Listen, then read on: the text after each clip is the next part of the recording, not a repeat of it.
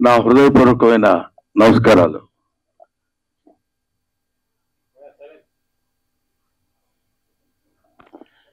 ఈరోజు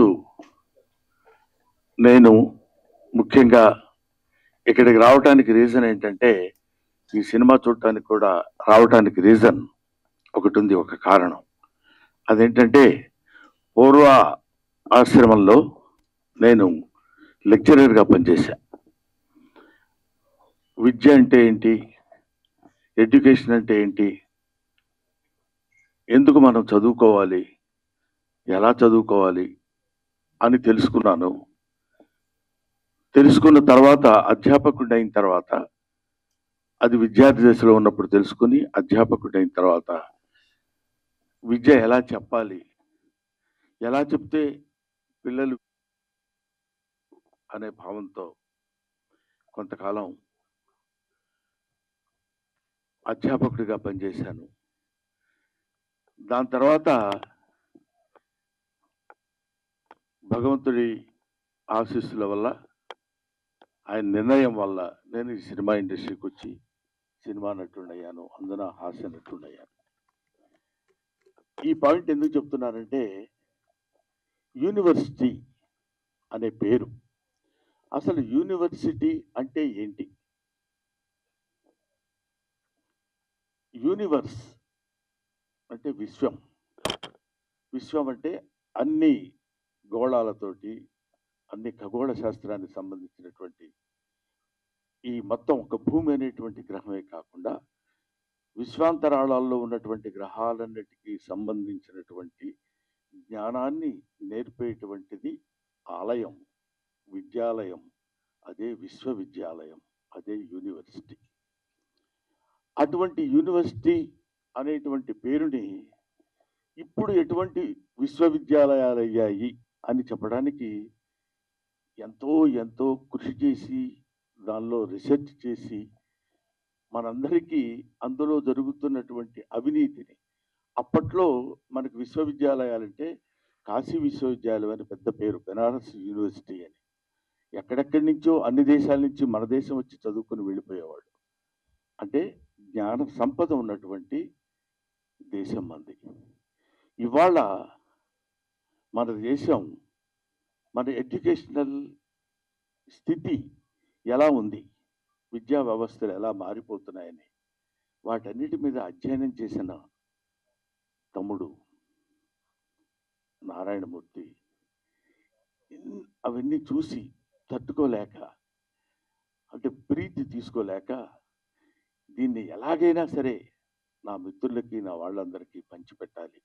ఎందుకంటే ఈయన ఒక తేనెటీగ లాంటి మనిషి. తిరుగుతుంటాడు అన్ని చోట్లకి వెళ్ళి తేనె పువ్వు చేసుకుని వచ్చి తలా ఒక చుక్క చేతిలో పెట్టాలనేటువంటి మహాసంకల్పం ఉన్న మంచి మనిషి. ఎందుకంటే మీకు అందమైన హీరో ఎవరైనా అడిగితే, నాకు అందమైన హీరో ఎవరు అని చెప్పమంటే నేను నారాయణమూర్తి పేరు చెప్తాను. అందం అంటే ఇక్కడ glamour, 6 feet height, curling hair, బ్రహ్మాండమైన ఇది, ఆ తర్వాత మంచి డ్రెస్సింగ్, అలాంటి అందం కాదు.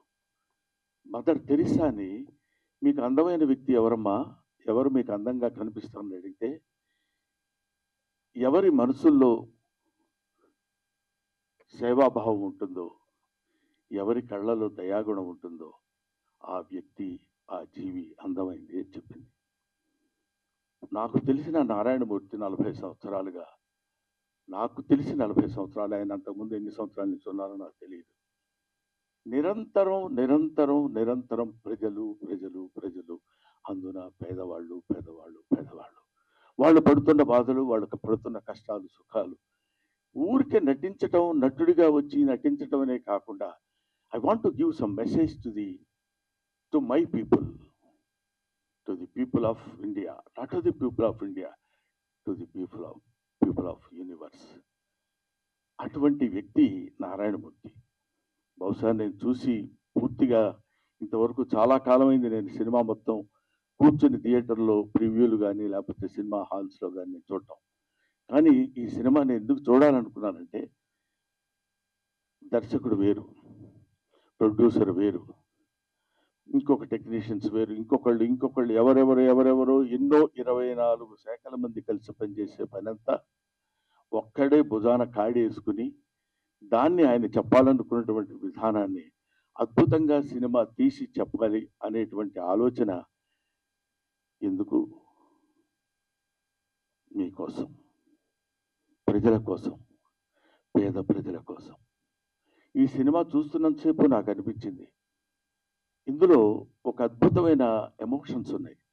తండ్రి కూతురు, తండ్రి కొడుకు, ఆ తండ్రి చదివించి ఆ తండ్రి చేసినటువంటి త్యాగం, ఆ తండ్రి కోసం కొడుకు చేసినటువంటి త్యాగం, ఇలాంటి ఎమోషన్స్, ఆల్ ఎమోషన్స్ ఒక చోటికి తీసుకొచ్చి ఎంత దారుణంగా హ్యూమన్ ఎమోషన్స్తో ఆడుకుంటుంది వాళ్ళ ఈ సొసైటీ అని, అవినీతి బంధుప్రీతి చీకటి బజారు అలుముకున్న ఈ దేశం ఎటు దిగజారు అన్నాడు శ్రీశ్రీ 50 ఏళ్ల క్రితం అనుకుంటా. కాబట్టి ఇవాళన్న మాట కాదది. దాన్ని ఇవాళ వరకు ఎక్కడ ఏ రకమైన సమస్య ఉన్నా ఈయన ఒక అద్భుతమైనటువంటి రీతిలో దాన్ని మామూలు మనుషులకు కూడా అందుబాటులో ఉండాలి అని కష్టపడి సినిమా తీసి మీకోసం, తన కోసం కాదు, తన ఈ చొక్కా, ఈ ప్యాంటు, అదే తన జీవితం మీకు అంకితం, అంతే. అది చివరి శ్వాస వరకు ఇంకా కష్టపడుతూనే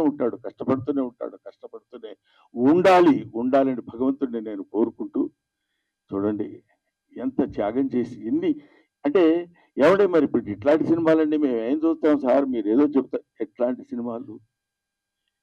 ఇదేమి నిజానికి దూరంగా ఉన్న సినిమా కాదు, ఇల్యూజన్లో ఉన్న సినిమా కాదు, ఊహించుకున్న ఒక అందమైన అద్భుతమైనటువంటి సుందరాంగి సినిమా కాదు. హాయిగా తలారా స్నానం చేసి వచ్చి ఒక నేత చీర కట్టుకున్న స్త్రీలా ఉన్న సినిమా ఇది, ఒక అందమైన స్త్రీలా ఉన్న సినిమా. అందులో నిజాలుంటాయి, వెతుక్కోండి. అందులో బూతులుండవు, జీవితపు లోతులుంటాయి. చూడండి, వెతుక్కోండి, బావిలో బకెట్ వేసి తోడుకోండి. ఒక్కొక్కడు పడుతున్న బాధ చూడు. కొన్ని డైలాగ్స్ అందులో చెప్తున్నప్పుడు నేను వింటే, ఒరే పెద్ద వాళ్ళకి కావాల్స్తే నాది కిడ్నీ కాదురా, ఇంకా చాలా ఉన్నాయి, అవన్నీ అమ్మొచ్చు. పెద్దోళ్ళకి కావాలనుకోరా, బోళ్ళంత డబ్బు పెట్టుకుంటారు. ఏమిటా మాటలు! ఎంత అద్భుతంగా ఇలాంటి సినిమాలు తీస్తున్న వాళ్ళని, ఇలాంటి సినిమాల కోసం పరితపిస్తున్న వాళ్ళని, సినిమా కోసం తీసి, art is for the sake of people, not art is for the sake of our selfs. మన కోసం కాదు, డబ్బు కోసం కాదు. సినిమా తీస్తే సినిమాలో ఒక అంతరార్థం ఉండాలి, ఒక మెసేజ్ ఉండాలి అని నమ్మిన దాన్ని 100కి 100 పాళ్ళు ఆచరిస్తూ ఇంత అద్భుతమైన సినిమా తీసిన, యూనివర్సిటీ అనే సినిమా తీసిన నారాయణమూర్తి. ఈ సినిమా మీరు చూడండి, చూసి ఆనందించండి అనే పదం నేను చెప్పలేను. చూసి అర్థం చేసుకోండి, చూసి ఆచరించండి. నారాయణమూర్తి లాంటి మంచితనం, మానవత్వం పరిమళించిన నారాయణమూర్తిని ఆశీర్వదించండి. మీ ఆశీస్సులతోటి ఇంకా అద్భుతమైన సినిమాలు, ఇంకా ఎన్నో సమస్యల్ని బయటికి లాగి, ఈ సినిమా చూస్తుండగానే ఇంకో సినిమా, ఇంకో ప్రాబ్లం, ఇంకో సమస్యలు 1 కాదు 2 కాదు. వివేకానందుడు అంటాడు, man is nothing but the combination of flesh and blood, is the combination of problems. సమస్యలన్నిటి ఒక చోట పోతపోస్తుంది మనిషి. కాబట్టి he will solve some of his problems in his lifetime and he will leave the problems to his successors. They will take the problems, they will solve the problems and they will go away. But solve the problem is unending chain.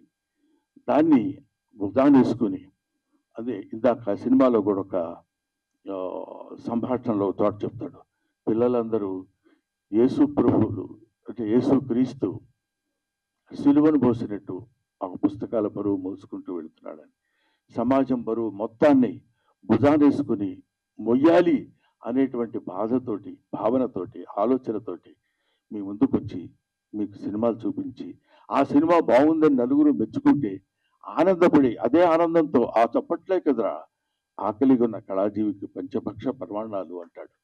కాబట్టి అటువంటి ఆకలితో ఉన్నటువంటి నారాయణమూర్తి యొక్క జిజ్ఞాసని మీరందరూ మంచి ఊతాన్నిచ్చి మంచి ఫలితాన్నిచ్చి మంచి ఆదరణ చూపిస్తే ఇంకా ఇంకా ఇంకా ఎన్నో మంచి సినిమాలు తీస్తాడని, ఇలాంటి యూనివర్సిటీ లాంటి సినిమాలే కాదు, ఎక్కడ ఎక్కడ ఎక్కడెక్కడ కన్ను రవిగానలతో కవిగాంచునయ్యాడని అంటాడు. సూర్యుడు కనిపించినటువంటి ప్రదేశాల్లో కూడా వెళ్ళి నిజంగా ఆ సినిమాలో చెప్తుంటే పేపర్ లీకేజ్ మామూలు విషయం అది. అబ్బా, అలాంటి పేపర్ లీక్ చదువు సంధ్య లేని వాడు. నిజంగా ఆ పేపర్ రాయటం వల్ల వాడికి ఉద్యోగం వస్తుందనేమో కానీ అందులో ఒక చోట చెప్తాడు వాడికి డాక్టరీ వృత్తి రాదు, వైద్యం చేస్తాడు. బిల్డింగులు కట్టడం రాదు, ప్రాజెక్టు కట్టడం రాదు, ఇంజనీర్ అవుతాడు. ఏమైపోతుంది?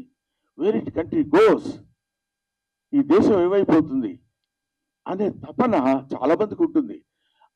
ఏముందిలే, మనం ఏం చేయగలిగింది ఏముంది, అది చేయాలనుకుంటే ఎవడో ఆ టైం కూర్చొని చేస్తాడు, లేకపోతే లేదండి. ప్రతి వాళ్ళు చేతులు కట్టుకొని ఉంటారు. నా వంతు సాయం నేను చెయ్యాలి అని తన వంతు సాయం చేస్తున్నటువంటి వ్యక్తి నారాయణమూర్తి.